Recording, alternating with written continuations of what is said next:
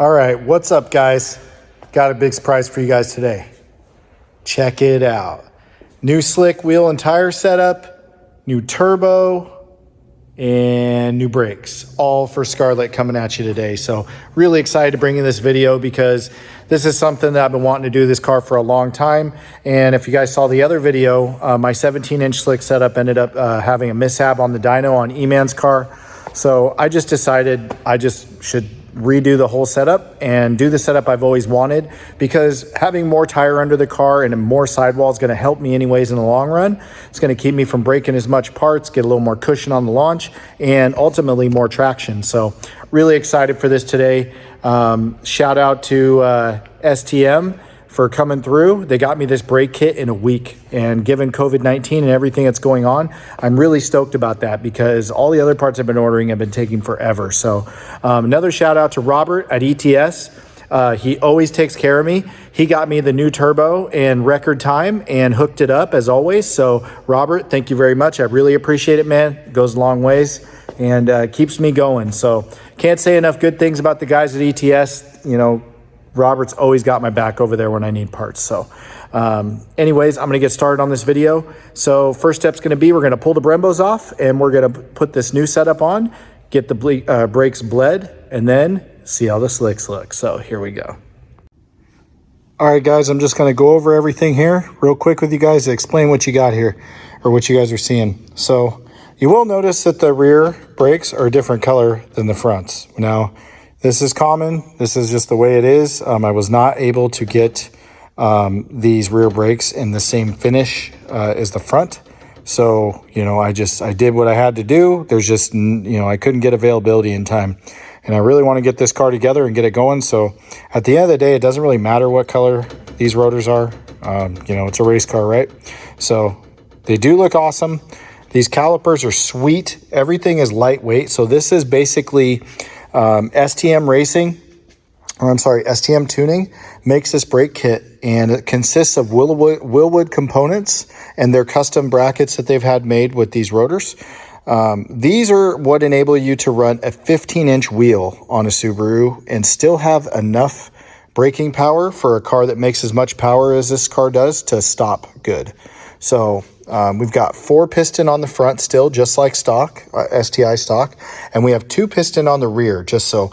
Basically, we're still going to have the same braking power as the Brembo setup pretty much, but a much lighter weight setup. All these components are super light, and it's going to allow us to run the 15-inch slick, or 15-inch wheel and slick combo that we really want to run. So really excited to get this stuff on. I've also got ARP wheel studs to go on all the way around because I'm trying to get the car safer, and good lug studs are a must when you have a drag car. We got the high performance brake pads. We've also got the master cylinder for the staging brakes. So this came in, I'm really stoked. So we get the staging brake set up. We've got stainless braided lines, which the car already has, but it comes with them anyways. And then one important thing I want to show you here is I sprung for these Gorilla forged steel lug nuts. So these are open-ended, which is important with the longer studs. And they're very strong and high quality. These are steel, they're not aluminum.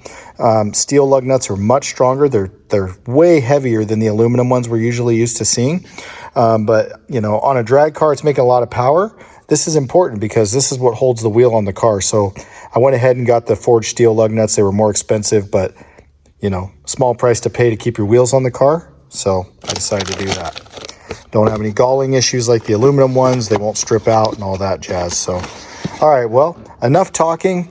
It's time to get these parts on the car. So first business here is going to be taking these off. These are just rollers, pulling these wheels off. And then we're going to be taking these Brembos off and getting ready to put the new stuff on. So let's do it.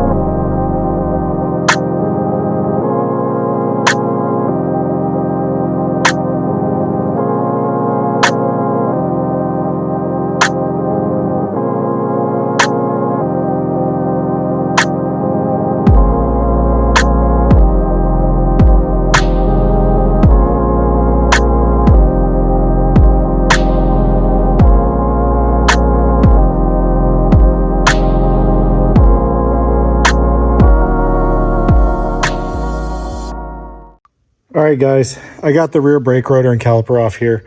I ran into a little bit of an issue. So this is the first time I've ever installed one of these kits on any car. And what I've come, excuse me, what I've come to realize is there is no rear e-brake shoe provision on these. So with that being said, it looks like we're gonna have to delete the emergency brake. So the rear e-brake's gotta go. Well, because race car. So basically, I have a staging brake in the car anyways, and I have a little device that will hold, if I need it to hold the car there while the car's off. But yeah, just not really a bummer, I guess, but just a surprise. So I'm going to start tearing this e-brake apart, get all this stuff off, and then get this brake kit on. All right, so as you can see, things have escalated. Got the entire knuckle off, and I'll show you guys why. So what I didn't realize is when you're doing these rear drag brake kits on these cars, is these are intended for drag racing, says right in the description. Well, they weren't kidding, because the factory e-brake does not work anymore. You have to delete that. You also have to delete all of the rear backing plate on the knuckles and hubs and everything. So unfortunately, in order to do that on an STI, you have to press the wheel bearings out and replace them and all that here on the press. So because this backing plate is in between the hub and the knuckle. So what I'm going to attempt to do, because I called around, nobody in town has wheel bearings for an STI right now in stock because of COVID and all the wildfires. There's parts warehouses are all shut down.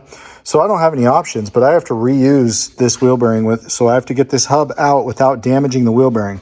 Now that's extremely difficult and tricky. I've done it before, but if I screw up and I damage this wheel bearing, well, we're dead in the water for I don't know how long, and that would really set me back on this. So I'm going to attempt to push this out and not damage the bearing and see if I can do this. So let's see what happens.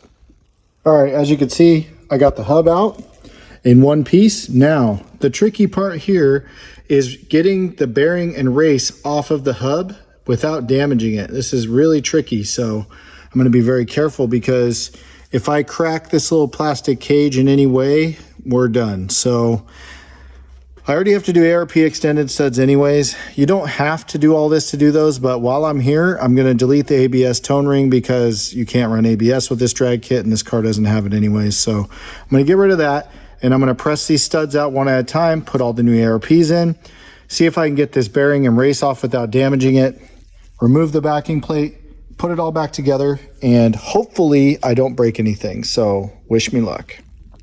All right, guys, I did manage to get the bearing off the hub without damaging it.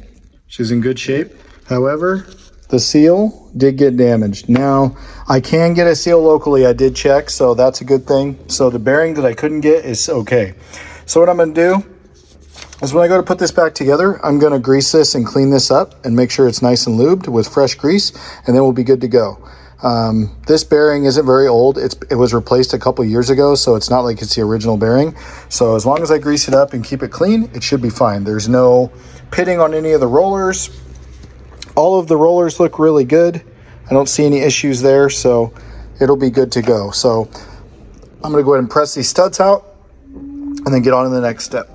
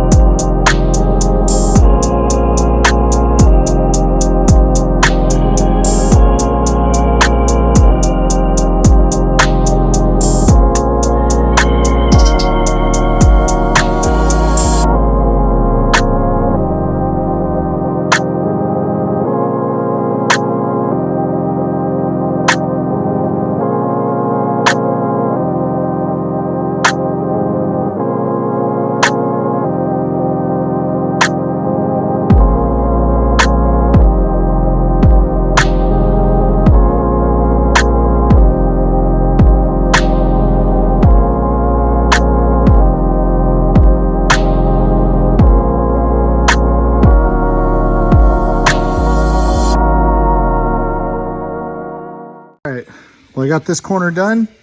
New studs are on. Oh, they're looking beefy. Look at those things. Much longer, stronger material. Definitely going to be safer when making a lot of power. But you can see now this whole corner is very simple. There's really nothing here anymore. So now that I've got the bearing all back together, I was able to save the seal on this side and re-greased it. I'm going to go ahead and put the brakes on and mock them up and see what they look like. All right. Got one of the fronts done. Check it out. It looks so good. Big studs on there. Calipers mounted up. Pads are in. Looking good. Well, I did have an issue here. So I'm a little disappointed right now because the rear kit here, as you can see, the rotor's on and I got the studs and everything. However, the caliper will not bolt up.